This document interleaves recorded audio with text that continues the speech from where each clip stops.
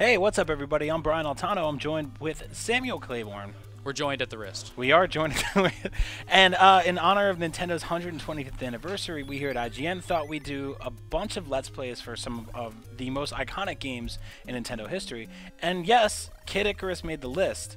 Yeah. Kid Icarus probably wouldn't have been in a lot of people's vernacular a few years ago, although I did love it growing up. But we saw this character return, Pit, in Smash Brothers recently. Now, also before that, in Captain N, the Game Master. That's right.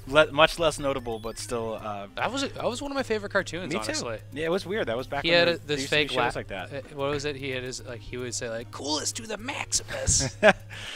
So this game's got a special place in my heart. I played it a lot growing up, and it took me a few years to realize I was playing it wrong.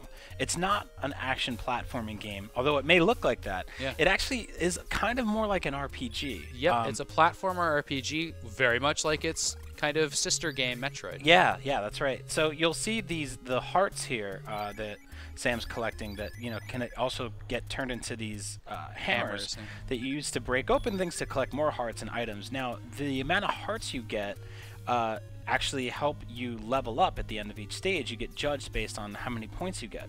And doing this makes you progress through the game much easier because your character becomes more powerful. Now, I never knew a lot of this growing up, so the game was incredibly difficult for me. Yeah, you just go in the shops and be like, "Oh, I can't afford anything." Yeah, But exactly. then you just learn how to grind, and which I'm not really doing right now. But one really accessible version of, and we're just playing the straight up NES version. Yeah. This is plugged into a console with an NES controller. One of the best ways to play this is on 3DS, actually. Yeah. I love this guy's pattern. He turns around for good then. Oh, he saw me. Screwed. So this is the Eggplant Wizard. This used to oh wait, no, that's not freak the me out Eggplant when I was a Wizard. kid. This is what's his name? Death, right? Yeah, he's like the Grim Reaper. But what I was going to say is that there's a great version of this on 3DS. Yeah. And on that version, you can float a little bit when you fall. Yep. It just makes all the precision jumping much better. Yeah, I it's a little easier. It's part of their 3D Classics line. And you can really explore the game better that way. I just think it's a better version. I need that chalice. You mean the glass of red wine that Yeah. Pit likes to drink, even though he's a young boy. Yeah. Alcoholism is okay in this But world. now I can just duck out of here. So yeah, this game is very interesting to me because people always say Nintendo milks their franchises and stuff like that, and we didn't. We saw Kid Icarus, and a few years later we saw of Myth and Monsters, which was the sequel on Game Boy. Which is really good too. I actually unlike Metroid 2, which I don't really like on Game Boy very much. Yeah. Myth and Monsters is really colorful. Well, not colorful. It's really graphically pretty, and it's really fun to play, and it's much more exploration based because you can go back. Yeah. And this you can only go forward. Those are the only two Kid Icarus games ever made until the 3DS version a few years ago, which kind of worked in conjunction with, happening around the same time as Smash Brothers and Pit's return in Smash Brothers. Yeah. So it's interesting. We've seen like 15 Mario games and Zelda games every year since the early 80s, but not a whole lot of Kid Icarus. So it's kind of got a special place in my heart because it's something we haven't seen a ton of, and I would really love to see more of. I think I like where the franchise is going. Kid Icarus, he's going to see me. Oh, I got past it. Nice work. This came out in 1987, which makes it an early NES game, but the NES had been out for 3 years already in Japan. Yeah. So they had some development under their belts by the time they put out this game. Nintendo R&D 1 worked on it, and notably Yoshio Sakamoto, who worked on Metroid, worked on it, and who's still working on Metroid games, by the way. He made Other M. He produced it. Also, Gunpei Yokoi worked on it, who designed the Game Boy and became one of Nintendo's most integral people. He even with Nintendo, I think since the 60s, he made toys for Nintendo forever. And then, so he was involved in this game too. And then the music is by Hirokazu Tanaka, I believe is his name. Yep. And he did the music for so many great games, and he did specifically music for Metroid, which I think is some of the best music ever made. I just want to say you did a really good job of getting through that first level without dying, because that's it's not easy to do. Yeah, like this is a very tough game. The platforming aspects of it actually get tougher. You know a game is tough when the second level has ice in it. Yeah, what the hell? So I have a very kind of funny, very sad personal anecdote about this game. When I was growing up, this was one of my favorite games. I got it with the original NES, and I love these giant noses you got to fight. So the game's full of these little challenge rooms. So I invited a friend, I think his name was Dan Fisher, over, and we played this game all afternoon. And when he left, the game went missing. Yeah. And I was like, It was your game. He stole it was my game. And I was like, he stole my game.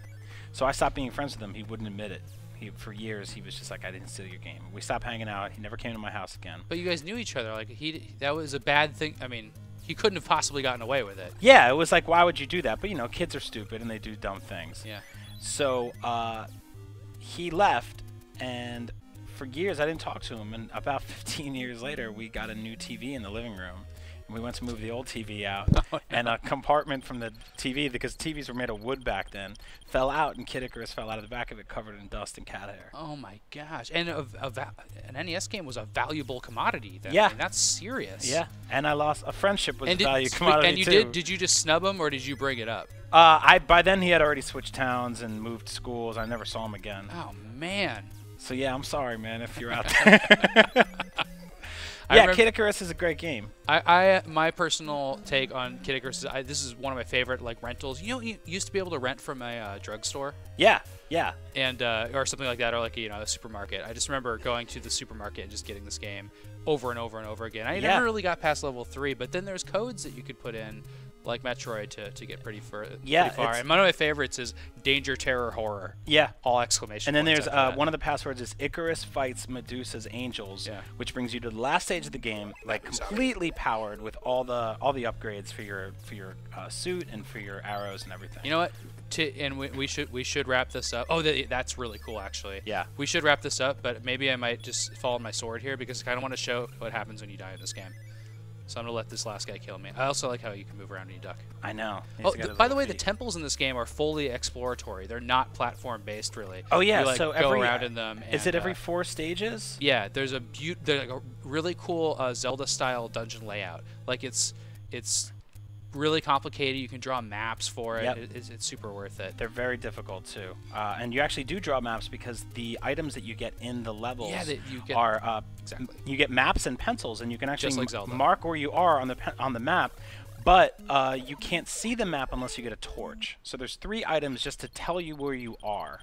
Another cool little Easter egg here, if you plug in a second controller... I could have filled my life up here. I'm doing pretty well in this. If you plug in a second controller on most of these shops and you hit, I believe, start and select, the shopkeeper will either drop the prices dramatically or he'll be like, what are you trying to rip me off? And he'll double the prices. Yeah. So it goes either way. Look at those statues on the right there. Like this game also kind of freaked me out for its design. Like I didn't... Oh, here we go. Yeah.